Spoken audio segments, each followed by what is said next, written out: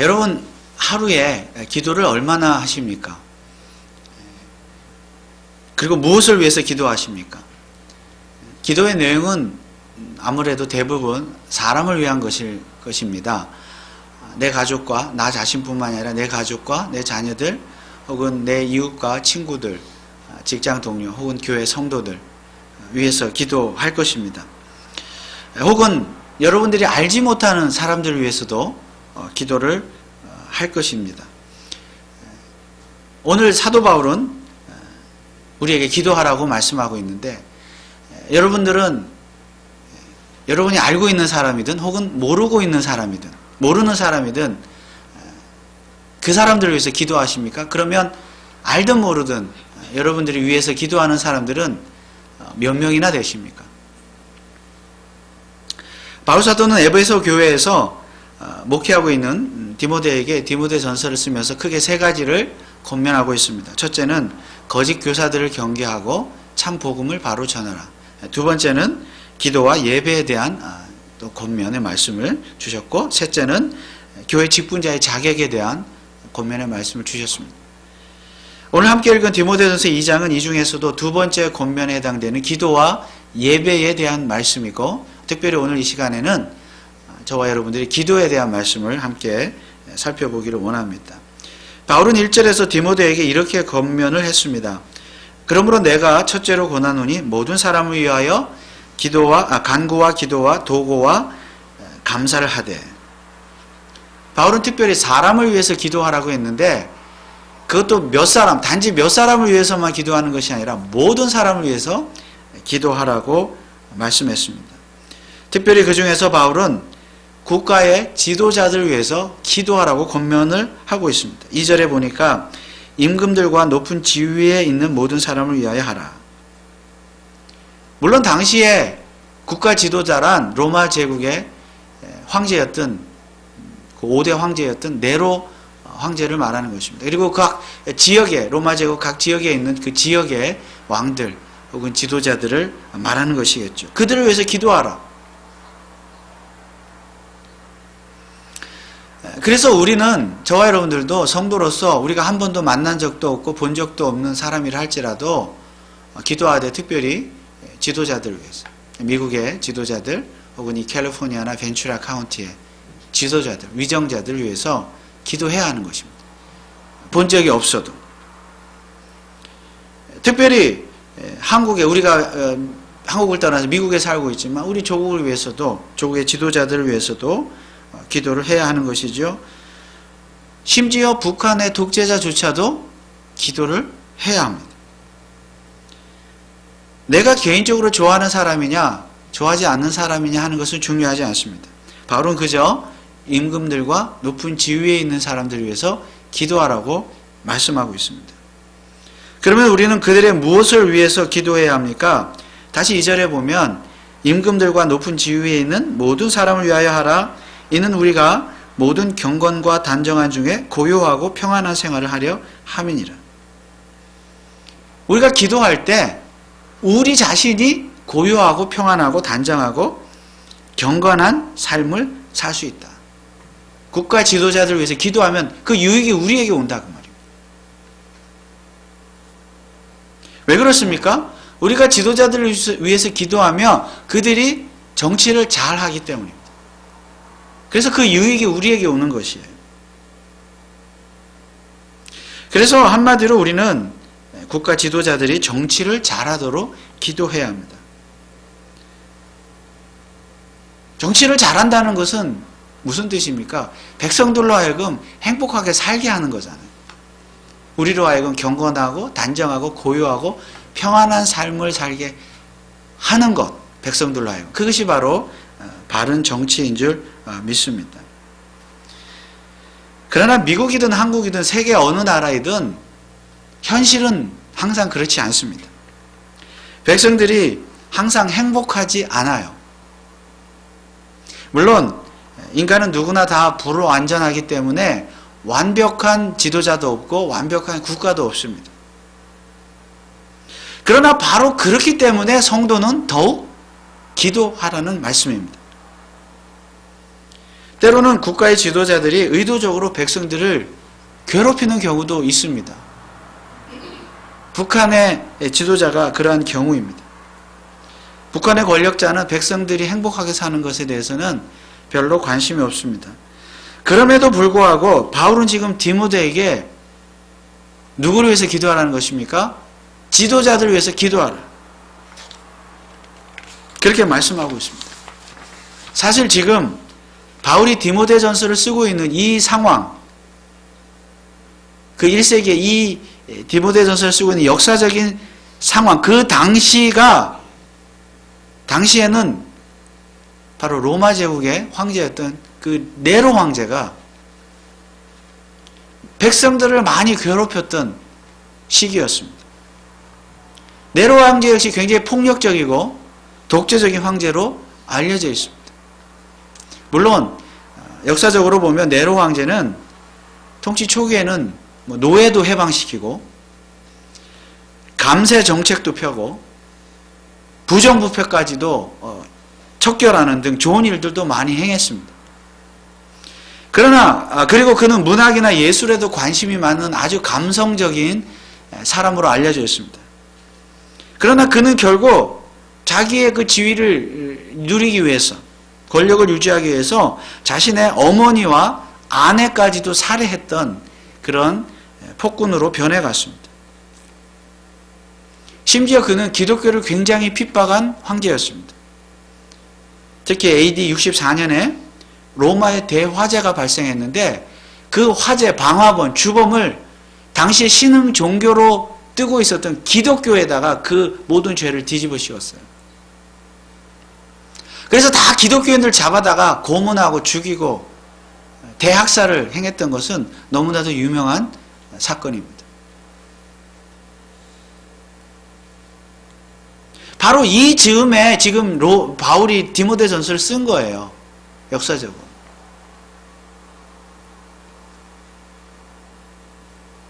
당시 디모데가 목회하고 있는 에베소 지역, 에베소 교회가 있는 에베소 지역도 로마 제국에 속한 지역이기 때문에 기독교인들에 대한 로마 황제나 그 지역의 왕들의 지도자들의 핍박은 이만저만이 아니었습니다. 이런 상황 속에서 사실상 예수를 주로 고백하고 믿음을 가지고 살아간다는 것은 여간 위험한 일이 아니었습니다. 어쩌면 자신의 가정생활은 물론 직장생활, 학교생활, 사회생활, 이 모든 개인의 삶 자체가 정상적으로는 살아가기 힘든, 심지어는 목숨까지도 내어놓아야 할지도 모르는 그런 위험한 상황에 그 에베소 교회 성도들은 신앙생활을 하고 있었다는 것입니다. 누구 때문에요? 황제 때문에, 지도자 때문에. 그런데 바울이 디모데전서를 통해서 뭐라고 말씀하고 있습니까? 권면하고 있습니까? 디모데와 에베소 교회 성도들에게 기도하라. 누구를 위해서요? 바로 그런 지도자들을 위해서 기도하라.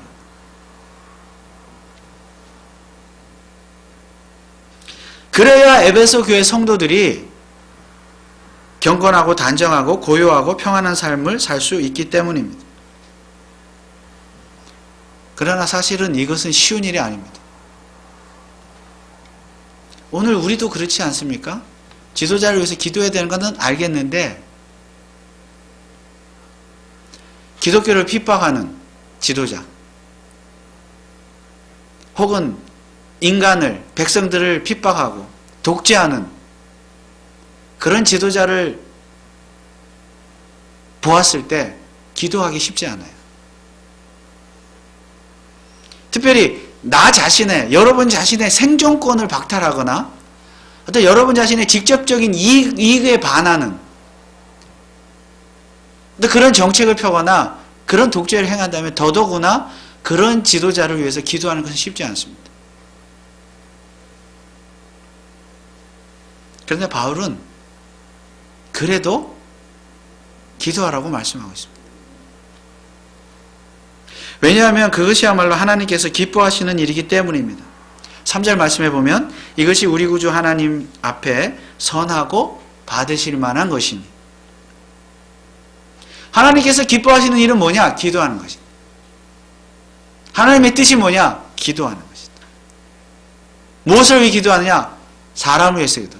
모든 사람을 위해서 기도하는 거예요. 특별히 국가의 지도자들을 위해서 기도하는 것이다.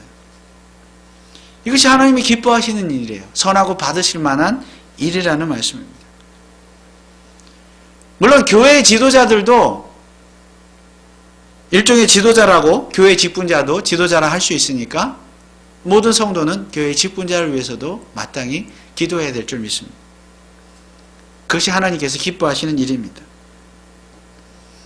그런데 국가나 지역의 지도자들을 위해서 기도할 때 특별히 우리가 기도해야 될 일이 있는데, 그것은 그들이 정말 예수를 믿는 하나님의 백성이 되도록 기도해야 한다는 것입니다. 그러니까 그들이 정책을 잘 베풀고 좋은 정치를 하도록 기도하는 것도 중요하지만 더 근본적인 기도는 그들이 예수 믿도록 기도하라. 오늘 4절 말씀에 보면 하나님은 모든 사람이 구원을 받으며 진리를 아는 데 이르기를 원하시느니라.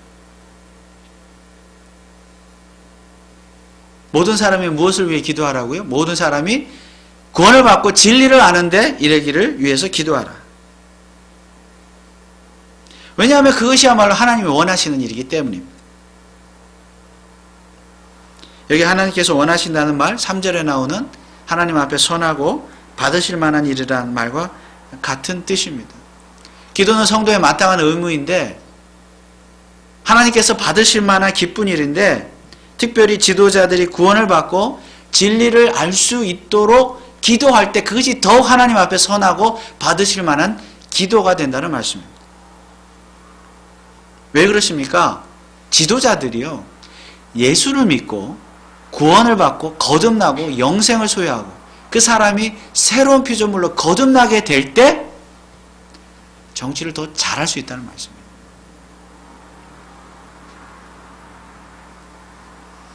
그래야 우리 백성은 더 경건하고 단정하고 고요하며 평안한 삶을 살 수 있기 때문입니다. 그래서 결국 바른 정치란 무엇입니까? 하나님 앞에 선하고 받으실 만한 정치가 바른 정치입니다. 그러니까 사람을 기쁘게 하는 것이 아니라 하나님을 기쁘게 하는 것이 바른 정치인 줄 믿습니다. 그래서 우리 성도는 정치인들이 하나님 앞에서 선하고 바른 정치를 받으실 만한 정치를 할 수 있도록 기도해야 합니다. 이것은 여당이냐 야당이냐 민주당이냐 공화당이냐 이런 문제가 아닙니다. 모든 사람을 위해서 기도하라 그랬잖아요, 바울이. 그러므로 사실상 우리 성도는 차별 없이 모든 사람을 위해서, 모든 정치인을 위해서 기도해야 합니다. 그가 정치를 잘하는 사람은 더 잘하도록, 못하는 사람은 잘하도록. 그런데 어떻게 바른 정치를 할 수 있습니까? 그 사람이 예수를 믿어 구원을 받고 진리를 알게 되면 바른 정치를 행할 수가 있습니다. 그러면 어떻게 구원받을 수가 있습니까? 진리를 알아야 하는데, 진리는 무엇입니까? 바로 예수 그리스도 자체가 진리인 줄 믿습니다. 그리고 예수를 믿고 구원을 받아야 하나님께서 기뻐하시고 선하시고 받으실 만한 것이 무엇인지 알 수가 있습니다. 왜냐하면 예수님만이 하나님께로 나아갈 수 있는 유일한 길이기 때문입니다. 그러므로 예수도 믿지 않고 예수도 모르는 사람이 하나님께서 받으실 만한 정치를 한다? 나라를 다스린다? 하나님의 뜻대로 정치를 한다? 이것은 앞뒤가 맞지 않는 일입니다. 불가능한 일입니다. 물론 예수를 믿지 않아도 하나님의 뜻대로 양심적으로 정치를 하는 사람도 많습니다. 왜냐하면 하나님께서는요, 불신자들에게도 일반 계시라고 하는 은혜를 허락하시기 때문입니다. 그러나 그렇더라도 우리는 그들의 영혼이 예수를 믿어 구원받도록 기도해야 합니다. 왜냐하면 정치도 정치이지만 바울이 불신 정치인들이 구원받고 진리를 아는 자체를 가장 중요한 기도 제목으로 제시하고 있기 때문입니다. 그래서 우리는 불신 정치인들이 예수를 믿도록 기도해야 합니다. 그리고 그들이 예수를 믿으면 더욱 정치를 잘 하게 될 줄 믿습니다. 아마도 에베소 교회 성도들 네로 황제를 위해서 기도했을 것입니다. 심지어 바울 사도조차도 네로 황제를 위해서 기도했을 것이 분명합니다. 왜냐하면 바울 사도가 결국 로마에 가서 감옥에 갇히잖아요. 복음 전하는 것 때문에 감옥에 갇혀서 순교를 하게 되는데 그때 황제가 네로 황제였어요. 결국 자신의 복음 전파와 어떤 그 감옥에 갇히는 거 순교하는 거 황제와 관련이 있는 것이죠. 그럼에도 불구하고 바울 사도는 아마 감옥에서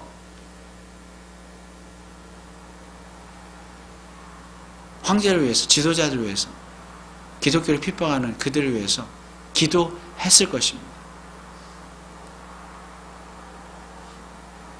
그리고 자기 자신은 물론 그런 지도자를 위해서 기도하라고 디모데와 에베소 교회 성도들에게 디모데 전서를 통해서 권면하고 있는 것입니다. 물론 지도자가 예수를 믿는다고 해서 항상 정치를 잘하는 것은 아닙니다. 하나님 앞에 선하고 받을 만한 정치를 하는 것은 아닙니다. 우리는 그런 것을 너무 잘 알고 있어요. 그러나 바로 그러한 이유 때문에 더욱 기도해야 된다는 말씀이에요. 물론 때로는 우리는 어떤 사람들을, 정치인들을 반대할 수 있습니다. 미워할 수 있어요. 표를 안 줄 수도 있어요. 그러나 그렇다고 해서 그들을 위해서 기도하지 말아야 된다는 건 아닙니다.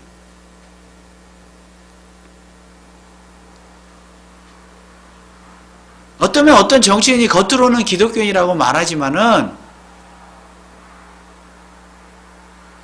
하나님께서 기뻐하실 만한 정치를 하지 않는 것을 보았을 때 실제로 그 사람이 거듭나지 않았을 수도 있잖아요. 정말 예수를 모르고 구원받지 못해서 진리를 알지 못해서 그렇게 바른 정치를 못하는 것일 수도 있으니까 우리는 더욱 기도해야지. 그의 영혼이 정말 예수를 믿고 구원받고 거듭날 수 있도록. 그러나 사실 비단 정치인을 위한 기도만 중요한 것은 아닙니다. 모든 사람을 위해서 우리 기도하라고 했으니까 사실은 우리 입장에서는 우리 주변에 있는 모든 사람들을 위해서 기도해야 합니다. 모든 사람의 구원을 위해서 그들이 진리를 알도록 기도해야 합니다.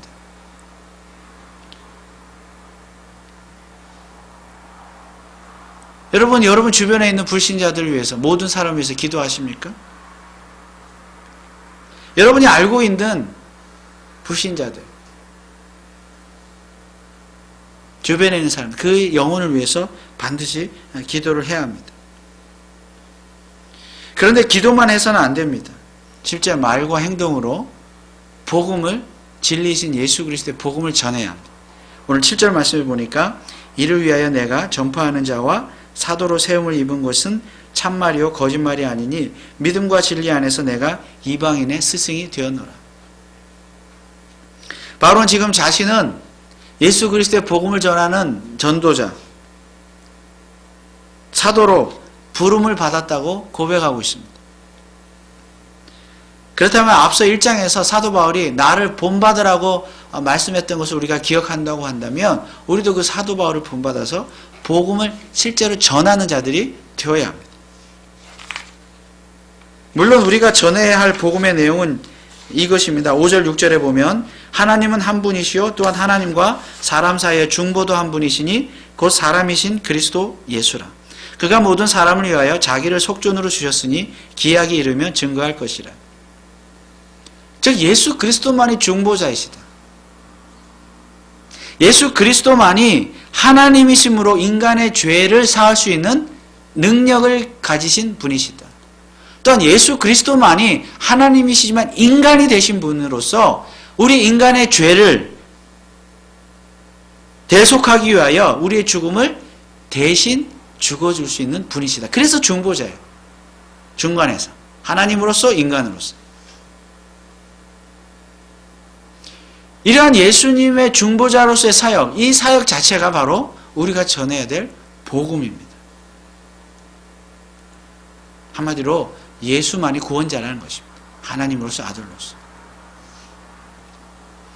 그래서 사실상 전도라는 것은 단지 사람들에게 우리 교회에 와보세요, 그렇게 말하는 건 아닙니다.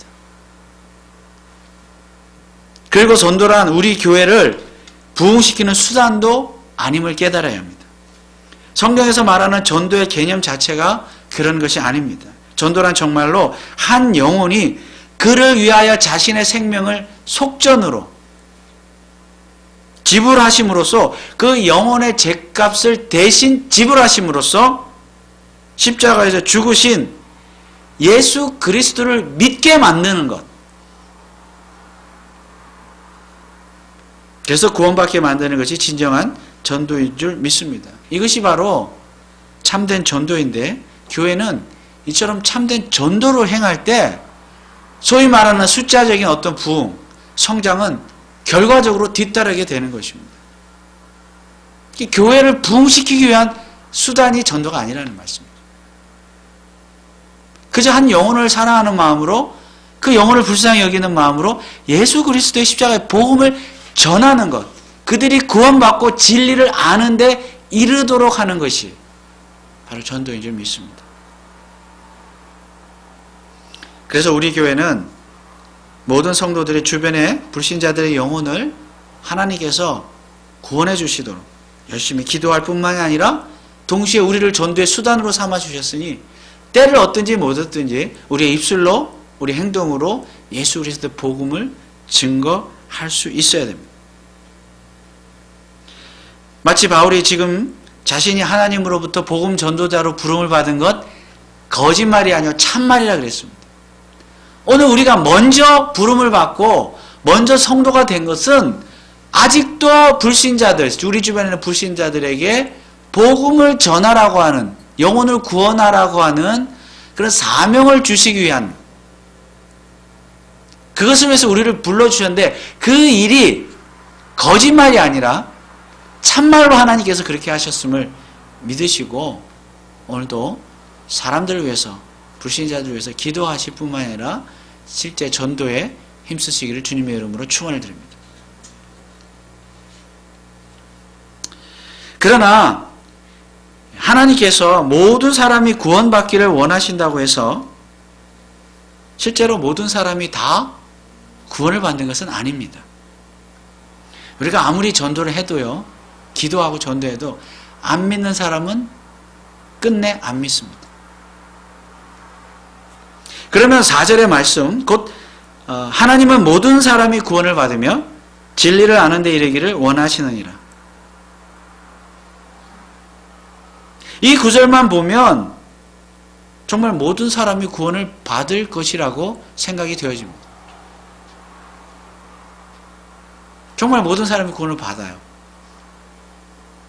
그래서 사실 이 구절은요, 디모데전서 2장 4절 이 구절은 하나님의 구원의 방식에 대한 가장 큰 두 가지 신학적인 견해, 즉 칼빈주의와 알미니안주의를 가르는 성경에서 아주 중요한 구절 중에 한 구절입니다. 알미니안주의는 본절을 두고 모든 사람이 구원을 받는다고 하는 소위 보편구원설 혹은 만인구원설을 주장합니다. 보편구원설과 만인구원설은 약간의 차이는 있기는 있지만은 결과적으로 공통점은 무엇인가 하면 하나님의 선택을 믿지 않는다는 것입니다. 즉 하나님께서 가서 인류 가운데 일부만을 선택하시고 구원하시고 나머지 사람들은 선택하지 않으셔서 구원하지 않으신다고 믿지 않는다는 것이에요.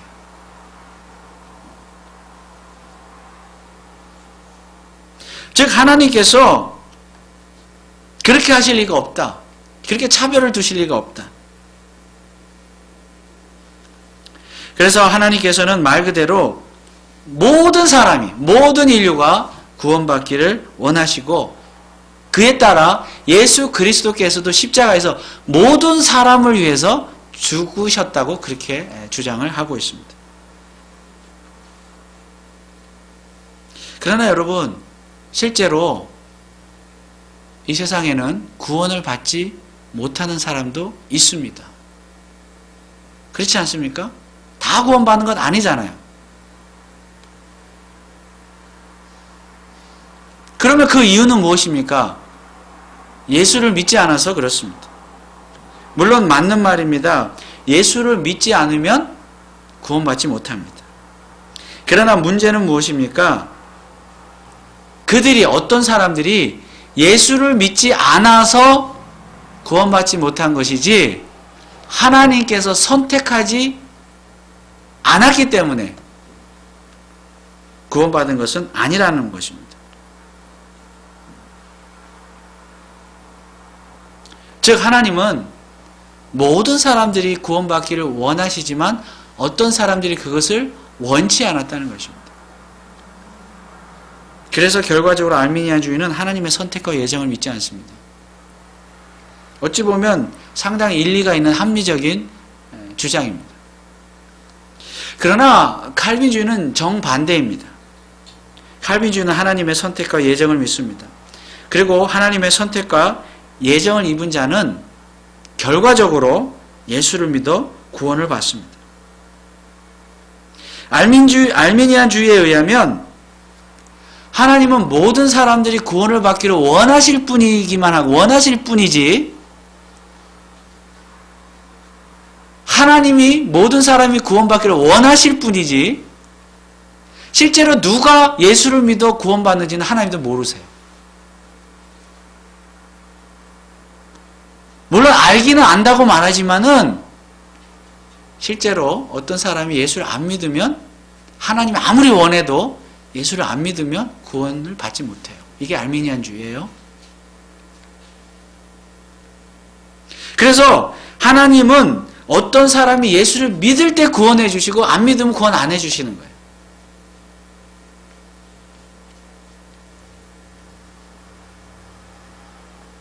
그러면 여러분, 그렇게 되면 구원의 조건이 누구에게 있습니까? 하나님은 원하시기만 하고 아무것도 할 수 있는 게 없어요. 그 사람이 믿어야 구원받주고 안 믿으면 구원을 안 줘요. 그러면 여러분 구원의 조건이 누구에게 있는 것입니까? 사람에게 있는 것입니다. 그러니까 하나님은 할 수 있는 게 아무것도 없어요. 구원을 받기를 원하기만 해요. 원하지만 실제로 할 수 있는 거 없어요. 안 믿으면 구원을 못 주니까.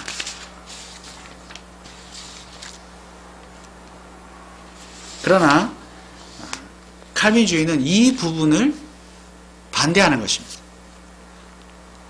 즉 예수를 믿는 것도 내가 믿고 싶어서 믿는 것이 아니죠. 알미니안주의는 믿는 것도 내가 믿고 싶어서 믿으면 하나님이 구원해 주시고 내가 믿기 싫어서 안 믿으면 구원 안 해주세요. 그러니까 하나님은 할 수 있는 게 아무것도 없어요. 내가 믿고 싶으냐 안 믿으냐 나한테 달려있으니까.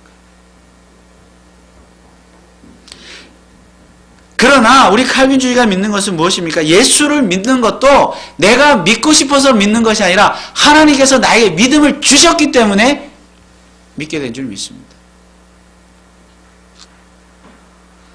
그러면 하나님께서 그 믿음을 선물로 누구에게 주십니까? 누구에게 주세요? 구원을 주시기로 작정하신 사람에게만 믿음을 선물로 주시는 거예요. 그래서 이런 믿음의 선물이야말로 바로 은혜입니다. 여러분 은혜가 무엇입니까? 은혜는 거저 주어지는 거예요. 무조건적으로 주어지는 것이 바로 은혜입니다. 자격 없는 자에게 주어지는 것이 은혜입니다. 그래서 우리가 은혜로 구원받았다. 은혜로 구원받았다. 라고 정말로 고백할 수 있는 자. 정말로 그 구원의 은혜의 구원을 감사할 수 있는 자는 바로 칼빈주의자들입니다. 칼빈주의자들이야말로 참으로 하나님의 은혜를 깨닫고 감사할 수 있습니다. 왜 그렇습니까? 나는 자격이 없는데도 나를 구원해 주셨으니까. 하나님의 절대적인 주권이죠.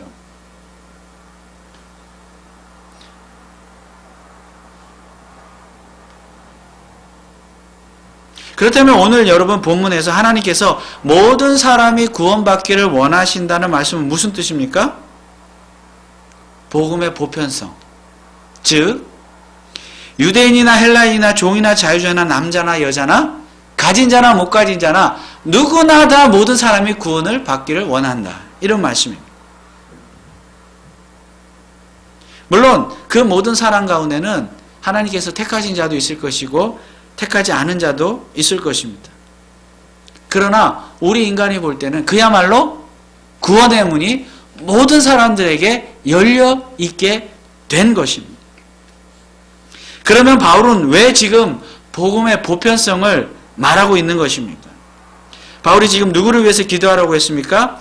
기독교를 핍박하고 있는 로마 황제를 위해서, 독재자를 위해서 기도하라고 했습니다. 무슨 말입니까? 우리가 보기에는 악한 사람처럼 보이고 독재자처럼 보인다 할지라도, 별로 구원의 가능성이 없는 것처럼 보인다 할지라도 하나님께서는 그 사람을 구원하실 수 있다는 말씀입니다. 그러므로 그 사람을 위해서 기도하라는 말씀입니다. 물론 우리는 로마의 황제가 하나님의 예정 가운데 있는지 예정 가운데 없는지 우리는 모릅니다. 또한 우리 주변에 있는 불신자들이 그 사람이 하나님의 예정했느냐 예정하지 않았느냐 우리는 몰라요. 그래서 우리는 아무것도 모르니까 그냥 가만히 앉아서 기도도 하지 말고 전도도 하지 말라는 것입니까? 아니죠. 오히려 그 반대입니다. 모르니까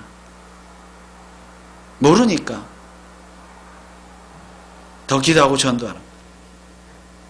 하나님께서는 누구든지 구원하실 수 있는 능력이 있으므로 정말로 지위 고하를 막론하고 모든 사람을 위해서 기도하고 전도하라는 말씀이 좀 있습니다. 심지어 내게 욕하고 핍박하고 내게 손해를 끼치는 내가 정말로 미워하는 사람일지라도 그들을 위해서 기도하고 전도하라는 말씀이에요. 그런 의미에서 모든 사람이에요.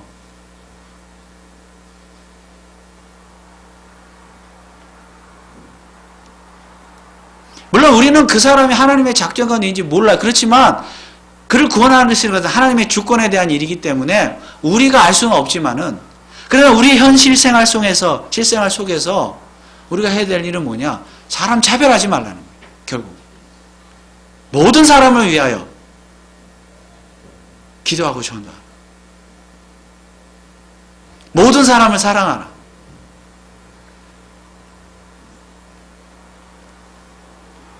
그러므로 진정한 칼빈주의자는 하나님께서 다 예정하셨으니까 내가 기도하지 않고 전도하지 않아도 하나님 구원하실 자를 구원하실 거다. 절대 그렇게 말하지 않습니다. 그렇게 말하는 것은 오해입니다. 오히려 진정한 칼빈주의자는 하나님께서 사람을 차별하지 않고 모든 사람을 위하여 기도하고 전도하라 하였으니까 정말 그 말씀에 의지하여서 더 열심히 기도하고 더 열심히 전도하는 점이 있습니다.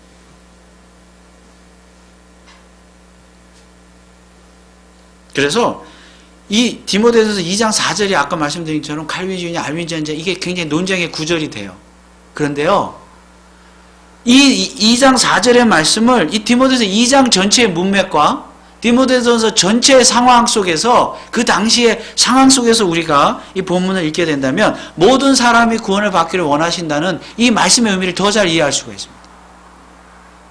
이 구절 하나만 놓고 보면 저도 그런 질문을 많이 받았어요. 옛날에 교인들로부터. 목사님, 여기 모든 사람이 구원을 받는다고 했으니까 이거 만인구원설 아닙니까? 이거 근데 왜 장로교에서는 예정론과 이런 것을 주장합니까? 틀린 거 아닙니까? 한 구절만 놓고 보면 그럴 수 있어요. 그러나 문맥 전체를 놓고 보고 바울사도 당시의 상황을 보면 그것이 아니라는 것을 알 수가 있습니다. 정말로 하나님께서는 모든 사람, 다시 말해 어떤 사람이든지, 로마의 황제이든지 그가 독재자이든지 기독교를 핍박하는 황제이든지 나쁜 사람이든지 악한 사람이든지 가난한 사람이든지 낮은 사람이든지 부자이든지 가난한 사람, 배운 자이든지 못 배운 자이든지 그게 중요한 것이 아니라는 거죠. 물론 그 당시에는 로마 황제를 겨냥한 어떤 기도의 말씀이긴 하지만 하나님의 마음은 그거 아니잖아요. 그런 거 상관하지 말라. 따지지 말라.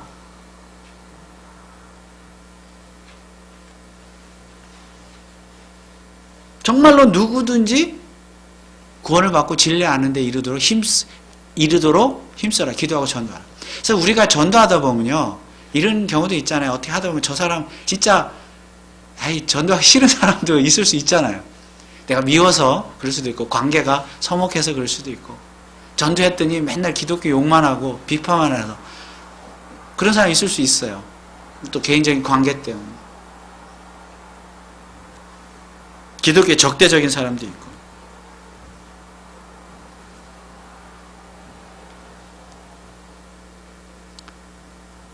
그런데 그런 상황 속에서 하나님 우리에게 말씀하시는 거예요.